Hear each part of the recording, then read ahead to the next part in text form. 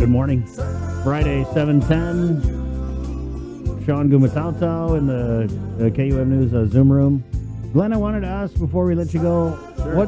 because I know you do like the novena every year, so what are you doing for this year? We're doing the novena again with my family and teaching my nephews, the tradition. Nice. We don't really have the big parties like how everyone does it. Yeah. Mama Lit we're going to sit and pray the novena. I'm like, okay. Yeah. Just with the kids and teaching them, how to do it. And So when you do it low-key style like that, just the family at the house, do you always have like the meal afterwards? yeah, we just have a little spread. That's it. Yeah. Nice. Nothing, no big whoop. But of course, we go to our other friends' places for those. You go mess their house. Yeah, we go to their house. That's it. Right on. And does your family, do they prefer you saying it, or do you prefer saying it like in English or Chamorro? Well, because the kids, we're doing it in English, but I am, going to teach them Chamorro. I need to practice. I mean, Right. I'm one that's Chamorro po asu, so Right. I gotta. Well, as long as you got the book. Yeah. It should be Otherwise, good. we're gonna be there all night. Right. Well, because Yeah. I was gonna say in my family when us like the younger cousins, we would be the ones to set up the table, fan the table, and everything. Yeah. We'd be sitting like in the church in Agana Heights, Yeah. Catholic church in the pews. But as soon as they hit, they're like Maasi, Maasi. We're like, all right, Yeah. that's our cue to Okay, go get outside up, and start up, setting go, up. go, that's, go, that's go, the, go. that's the section there in the rosary or the novena. Okay, it's time to. That's a 2-minute warning. Yep. I don't know if that's exactly written in the Bible, where that's the part when you go outside and like This guy. start opening up the Winchell's box. but- That's just our custom. Take the tuna out of the fridge.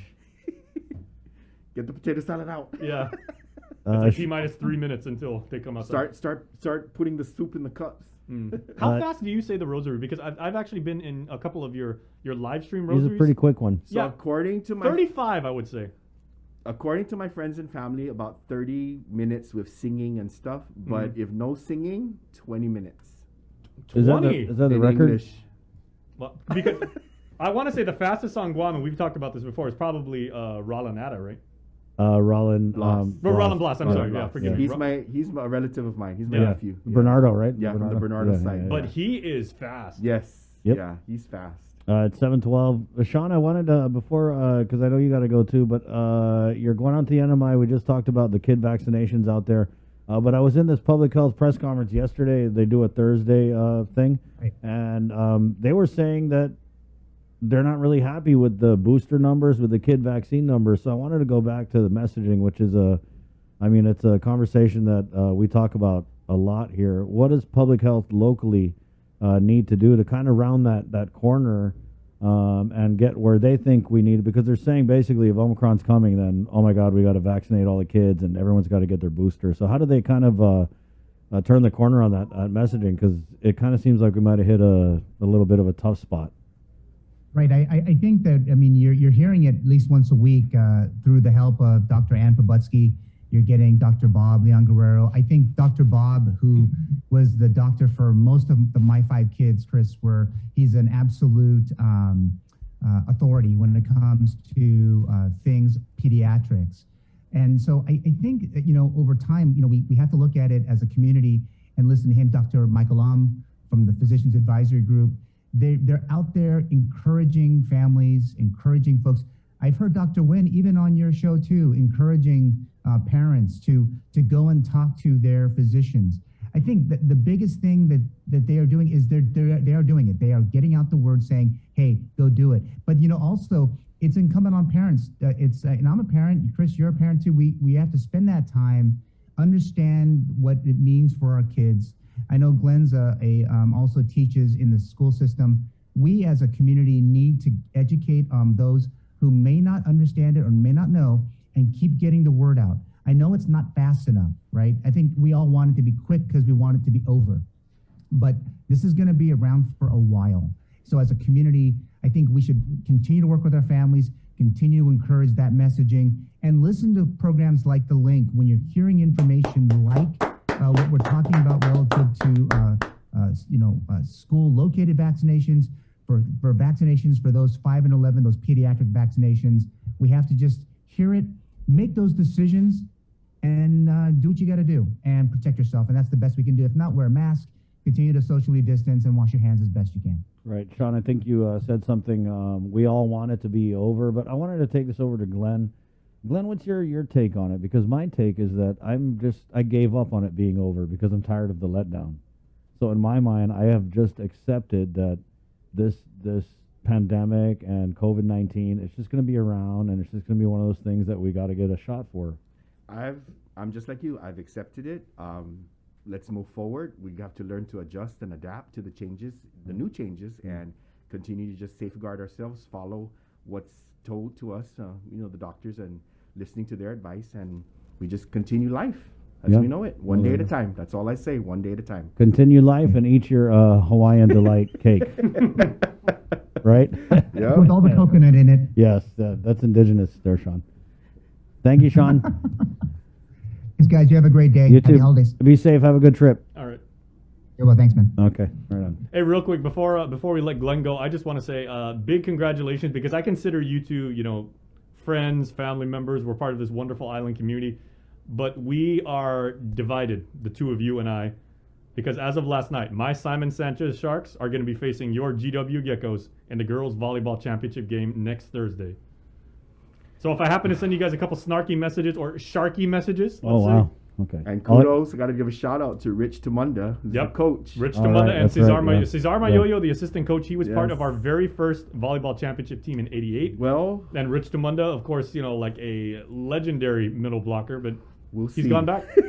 Shawn, what's your take on this? I mean, this is going to be a great matchup. Bobby Kanata going for her 19th championship Right, in GW. yeah. Oh yeah, see Bobby. I think it's going to be a great match, and you're right.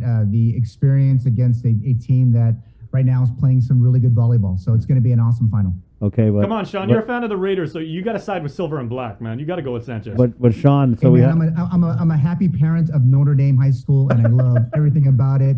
So I'm still rooting for whoever's going to play hard in the first set could be it, but that's never guided the finals anyway. So should be a lot of fun to watch that final. That's going to Shawn- be interesting. Bobby Kanata and Right. Richard Tamunda. in Yep. the That's same- crazy. Very, very good friends, colleagues. Yes. They've Oh, known each other boy. for more than 30 years. And Right, a lot yeah. of I respect might even between yell the at two. Rich during the match, so you got to watch out. She might be yelling at him at some point. Yeah.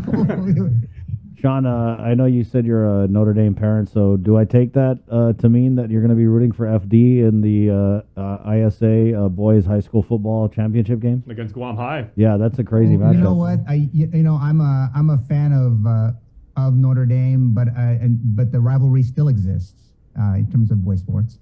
But I think it's going to be a great matchup. It depends.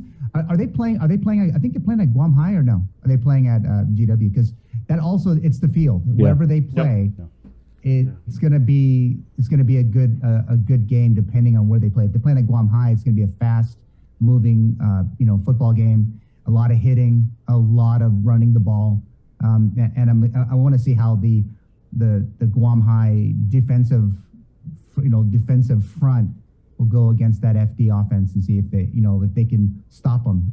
After all these years and all these finals, and the streak. Yeah, Will the it end streak. tonight? We'll find out. That'll Yeah. be the story of the year. That's if crazy. they can pull it off. So FD is on a, man, correct me if I'm wrong, Shawn, but it's like 56 game winning streak. Yes, it is. Yeah. I think it's 56. Wow. right? Yeah, so they have not lost a football game in 56 games, which spans like Yeah. the last 80 years or something Wow. like that. And I mean, Shawn knows this. FD coach Bruce Meno and everything like that runs a really, really good program. Disciplined players. They all buy into the system, and Bruce, the back, Bruce. they play hard. No, they do. But again, it goes back to it's going to be between the tackles. It's going to be fun to see how the offensive line for FD can stop that defense is pretty good for Guam High. Yeah. So I'm really excited about watching that matchup again, and let's see if the result is different. Otherwise, then you gotta the FD is going to repeat one more time. Man, Glenn, I don't want to turn this into like a military versus local matchup, but that's what I think a lot of people are looking at it as, because Guam High, right? Yeah. Right. Yeah. Are you gonna be that one guy I'm standing? not. Hey, I'm just saying it is You're what gonna it be is. that one guy standing on the sideline with a sign that says "Give us our land back." Right? It has nothing to do with the game. Well, when you think about it, it's that's what it is. It is what it is. Yeah, it is. Yep. So it's going to be a great matchup. Definitely. Okay, Shawn, thank you. Thanks, guys. All right. Wow, I had Happy no holidays, idea. Shawn. We covered just about everything from kid vaccines to Hawaiian Delight Cake to high school sports. Glenn, thank you for stopping by, my friend. You're Thank welcome. you so much, Glenn. I'm glad Right. you guys enjoyed the dessert with your breakfast. And, Oh, we're about to have share it with some. everybody here in the studio. Of course, there's Yeah. plenty to go around. Happy holidays to you and all the kids Happy and holidays. your family. All right. Link All right. fam, we're going to take a quick break, and then we're coming back with one of my favorite local artists, I Am Ray John. He's dropping a new single. It's kind of debuted a little bit on YouTube, but we want to give it an extra pump here on the link, and that's on the way. And just real quick, a lot of maybe Glenn students are watching right now. It's like, hey, so Mr. Lujan's on the link. That means we don't have school today. No, he's on his way to class. You You have guys. school, you have school. I'm going to work. There you go. All right, 7:20. The link continues next. Good morning. KUAM's multi-platform morning show, The Link.